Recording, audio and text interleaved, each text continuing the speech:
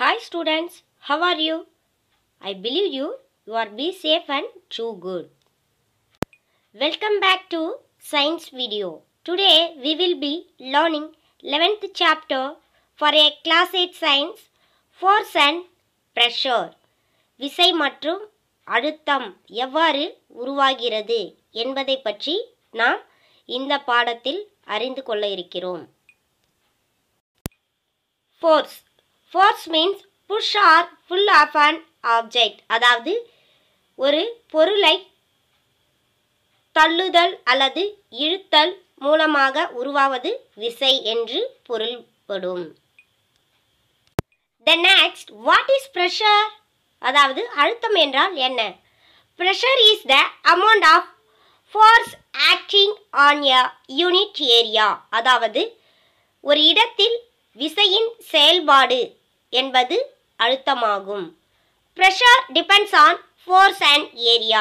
அதாவது அழுத்தம் விசை மற்றும் இடத்தை சார்ந்தே இருக்கின்றது. Yes. Examples of force and pressure. For example, larger area we are giving smaller force, it becomes smaller pressure. Yes. அதாவது நம்ம ஒரு ஃபிங்கரால ஒரு லார்ஜ் பாடி மேலே ஃபோர்ஸை கொடுக்கும்போது ஸ்மாலர் ப்ரெஷர் தான் கிரியேட் ஆகும். At the same time smaller area, it means injection needle target smaller area of our body.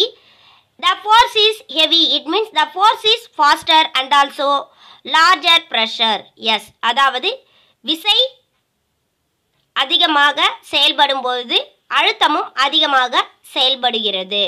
S. The next example to large force, large pressure. Yes. அதிக விசை, அதிக அழுத்தம். For example, squeezing water bottle with a hole. Yes. அதாவது ஒரு water பாட்டிலை நம்ம holes make பண்றோம். So we make it holes. Give a force to heavy force and give a heavy pressure. Yes. அதாவது due to heavy force the large pressure is happen. அதாவது அதிக விசை கொடுக்கும் பொழுது அதிக அழுத்தமானது செயல்பட்டு தண்ணீரானது அதிக அளவில் வெளிப்படும். At the same time we are giving slow force, it means small force, the small pressure is happen. குறைந்த அளவில் தண்ணீரானது வாட்டர் பாட்டிலில் இருந்து வெளியேறும். It is a examples of force and pressure. Yes. Let us recall some of our everyday experience. What do you do to make a football move? What do you do to make a moving ball move faster? How does a goalkeeper stop a ball? How do fielders stop a ball hit by a batsman? A hockey player changes the direction of moving ball with a flick of stick. Yes, அதாவது நம்ம அன்றாட வாழ்க்கையில் for example football எப்படி move ஆகுது, at the same time ஒரு ball ரொம்ப ஃபாஸ்ட்டாக போனால் என்ன நடைபெறுதாங்க. So goalkeeper how to stop a ball, the fielders how to stop the ball hit by a batsman. அதாவது பந்து எறிகிற பாலை எப்படி ஃபீல்டர்ஸு ஸ்டாப் பண்ணுறாங்க, என்ன நடக்குதுங்க அப்படின்றத இந்த activity. We often say that a force has been applied on a ball when it is kicked, pushed, thrown or flung. What is a force? Yes, அதாவது நம்ம ஃபோர்ஸை செயல்படுத்தும் போது பால் மேலே அந்த பால் ஃபோர்ஸை பொறுத்து ஃபாஸ்டாகவும் மூவ் ஆகும், இல்லை ஸ்லோவாகவும் மூவ் ஆகும். There is happen force. கிக்டுனா உதைத்தல், புஷ்டுனா புஷ் பண்ணுறது, தள்ளுதல், த்ரோ எறிதல்.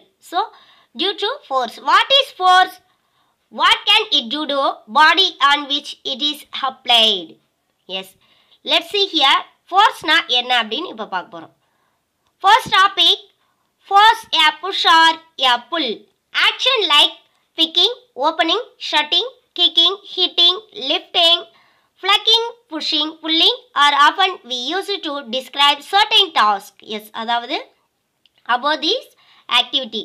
Picking, opening, for example, open the door, shutting the door, closing the door.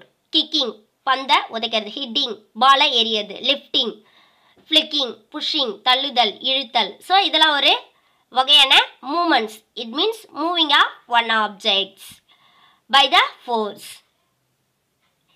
Each of these action usually result in some kinds of changes in the motion of an object. Yes. அதாவது பொருளின் இயக்கத்தை பொறுத்து மாறுபடுகிறது. Look at the picture. Part A. A goalkeeper saving a ball by using force. A hockey player flicking a ball by using force. At the same time, a fielder stopping a ball by using force. Let's see here, smaller tabular column. Identify the action as a push or pull. அதாவது இந்த செயல்பாடு தள்ளறதா இழுக்கிறதா அப்படின்னு நீங்க identify பண்ண போறீங்க. For example, moving a book placed on a table. அதாவது ஒரு table மேல புக் வச்சிருக்காங்க. அந்த மூவ்மெண்ட்ஸ் எப்படி இருக்கும்? புஷ்ஷிங்கா, புல்லிங்கா, லிஃப்டிங்கா, or action can be grouped as a புஷ்ஷிங்கில் இருக்கா, புல்லிங்கில் இருக்கா அப்படின்னு ஃபைண்ட் அவுட் பண்ண போகிறீங்க. Same as they've given some more example. Identify you. Read out 10. Yes. The next, do you notice that each of these action can be grouped as a push or pull or both? Can we infer from this that move to an object it has to be pushed or pulled? Yes. அதாவது இந்த செயல்பாடை ரெண்டு குரூப்பில் தான் divide பண்ணும். அல்லது ரெண்டையும் ஒரு object ரெண்டு குரூப்லேயும் இருக்கும். தள்ளறதுலேயும் இருக்கும், இழுக்கிறதுலேயும் இருக்கும். So force is happen pushed or pulled. அதாவது ஒரு பொருளை இழுக்கிறது மூலயமாவோ அல்லது தள்ளுதல் மூலயமாவோ விசையானது செயல்படுகிறது. Yes. In science a push or pull on object is called force. ஃபோர்ஸ்னா விசை. Thus, we can say that the motion imparted to object was due to the action of force. Yes, அதாவது ஒரு பொருள் நகருது எப்படின்னு கேட்டால் due to the force. விசையின் செயல்பாட்டினால் அந்த பொருளானது நகர்கிறது. When does a force come into play? எப்பொழுது விசையானது உருவாகிறது? Let's see here. Force are due to an interaction. Yes, அதாவது இருவேறுபட்ட பொருட்களுக்கு இடையேயான தொடர்பின் செயல்பாட்டால் உருவாவது விசை. Yes. Suppose a man standing behind a stationary car. Will the car move due to his presence? Suppose the man now begin to push the car. That is, he applying a force on it. The car may begin to move in the direction of the applied force. Note that the man has to push the car to make it move. Yes. Let's see here. Part A. A man standing behind the car. அதாவது காரின் பின்புறம் நிற்கிறான் அந்த மனிதன். The next picture. A person pushing a car behind to car. அதாவது காரை முன்னோக்கி தள்ளுறான். So, force is applied which direction the car will move and that direction. அதாவது விசையானது எந்த திசையில் செயல்படுகிறதோ அந்த திசையில் காரானது இயங்குகிறது. S. Look at the picture. The three situation of figure is more familiar to you. Yes, அதாவது who is pushing whom? அதாவது யார் யாரை தள்ளுறாங்க.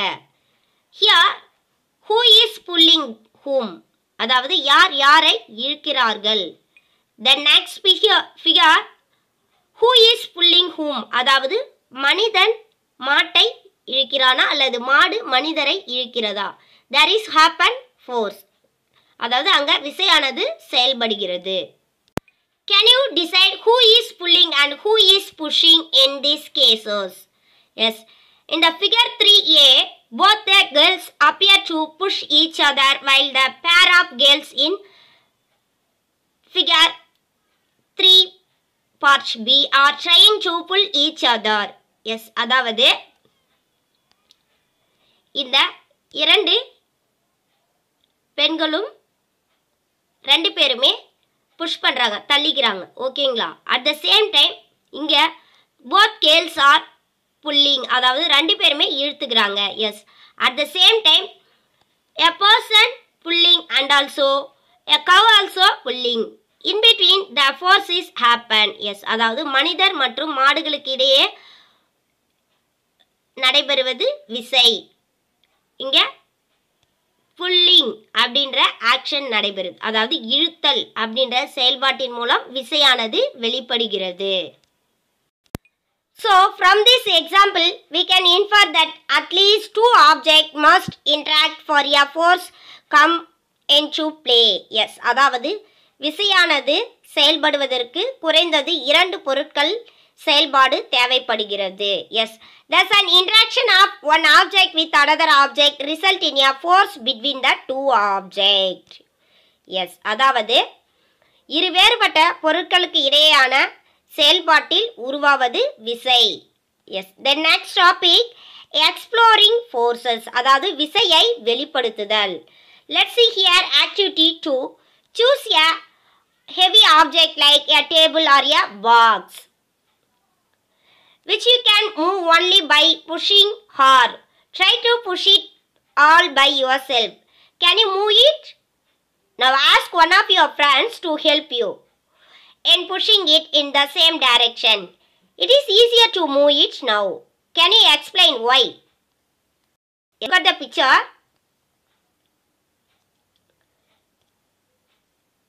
இந்த உட்டன் பாக்ஸை என்ன பண்ணுறாங்கன்னா ஃபஸ்ட்டு ஒரு பர்சன் மட்டும் புஷ் பண்ணுறாரு, அதாவது தள்ளுறாங்க, மூவ் பண்ணி பார்க்குறாங்க. இட் இஸ் ஹார்ட், அதுக்காக அவங்களுடைய ஃப்ரெண்டை கூப்பிட்டுக்கிறாங்க. So pair of person pushing, that is happen much more force. So ரெண்டு பர்சனோட ஃபோர்ஸும் ஒரே திசையில் செல்றதுனால the box will move easier, அதாவது இந்த பாக்ஸோட மூமெண்ட்டு ரொம்ப ஈஸியாக நடைபெறும். Then next, push the same object but ask one of your friends to push it from the opposite side. Does the object move? If it does not the direction in which it moves, can you guess us which one of you applying a larger forces? Yes. Look at the picture. One person pushing the object one direction, another position, one more person pushing the object opposite direction. அதாவது ஒரு மனிதன் ஒரு திசையிலிருந்து இந்த wooden பாக்ஸை move பண்ணுறான். At the same time மற்றொரு மனிதன் மற்றொரு திசையிலிருந்து இந்த உட்டன் பாக்ஸை மூவ் பண்ணுறான். ஸோ அப்படி மூவ் பண்ணும்போது எந்த திசையில் இந்த உட்டன் பாக்ஸ் மூவ் ஆகும்? Yes, larger force who giving those side the wooden box will move. அதாவது எந்த திசையில ஃபோர்ஸ் அதிகமா கிடைக்குதோ அந்த திசையில தான் அந்த ஆப்ஜெக்ட் மூவ் ஆகும். Yes, force applied on an object in the same direction add to one another. Now recall what happened when you and your friend pushed the heavy box in the same direction. Yes, அதாவது same டைரக்ஷன்லேயே நம்ம force அதிகமாக கொடுக்கும் பொழுது அந்த ஆப்ஜெக்டோட moments ஈஸியராக, it means moments ரொம்ப ஃபாஸ்ட்டாக இருக்கும். Because the force is faster. If the two forces act in the opposite direction and object, the net force is acting and it is the difference between two forces. Yes, அதாவது ஒரு பொருளின் இரண்டு திசையிலும் விசையானது செயல்படும் பொழுது இரண்டு விசைகளுக்கும் இடையே வேறுபாடு செயல்படுகிறது. அதாவது which force is faster, those side the object will move. Yes, what did you observe in activity 11.2 when both of you were pushing the heavy box from opposite direction? So which direction is forces happen much more, those side the heavy box will move. Yes, recall that the tug of war, when two teams pulling equally hard, the rope does not move in any direction. Look at the picture. It is a tug of war. அதாவது ஒரு ரோப்பை ரெண்டு சைட்லேயும் பிடிச்சிட்டு இழுக்கிறாங்க. Both side are force is equal. The rope doesn't move any sides. If the forces happen any side much more than other side, those side will move the rope. அதாவது எந்த திசையில விசை அதிகமாக கொடுக்குறாங்களோ அந்த திசையில ரோப் ஆனது மூவ் ஆகும். அப்படி இல்லைன்னா ரெண்டு சைடுமே ஈக்குவல் ஃபோர்ஸ் கொடுக்கும்போது ரோப் எந்த சைடுமே மூவ் ஆகுது. The force is equal force. Yes. So we learned that here force would be larger or smaller than the other. The strength of a force is usually expressed by its magnitude. அதாவது எண் மதிப்பை பொறுத்தே விசையானது செயல்படுகிறது. We have also to be specify the direction in which a force acts. Yes. Also, if the direction or the magnitude of the applied force changes, its effect also changes. Yes. அதாவது விசையானது மாறும்போது மாற்றத்தின் விளைவும் மாறுபடுகிறது திசையை பொறுத்து எண் மதிப்பையும் பொறுத்து. Okay children, remain the topic. We'll see you later. Thank you for watching this video. Have a very good day.